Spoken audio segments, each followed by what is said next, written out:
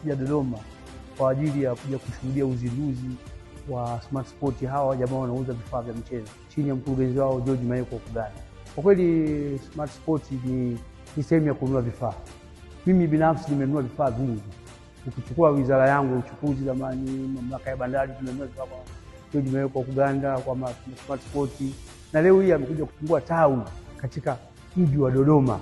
Nadhani ni fursa nzuri kwa wizara, ni watu binafsi kununua vifaa kwa Smart Sport. Mara nyingi wamekuwa wakiendeleza michezo na kwa maana ya kwamba kuuza vifaa. Mimi nawaamini na wamekuwa kwa muda mrefu zaidi ya miaka 10.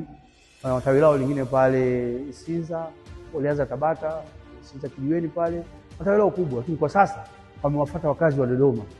Wewe kama mkazi wa Dodoma unashindwaje kuja kwenye kununua vifaa kwenye duka la Smart Sport? Pia mimi wa Smart Sport naona ni moja kati ya wadhamini wakubwa mchezo nchini, kwa sababu wameshakudhamini michezo mingi. Mwaka jana walikwenda Mwanza wakadhamini Shimika, na mwaka huu wanakwenda tena Njombe kudhamini Mei Mosi. Mashindano makubwa kabisa, maana Mei Mosi imeshirikisha karibia wizara zote za Tanzania. Kwa hiyo Smart Sport nadhani tuunge mkono sisi kama wadau wa mchezo, tuchukue vifaa kwenye Smart Sport. Mimi ninachagua Smart Sport. Wewe je, unachagua nini? Smart Sport is the best. Chagua Smart Sport.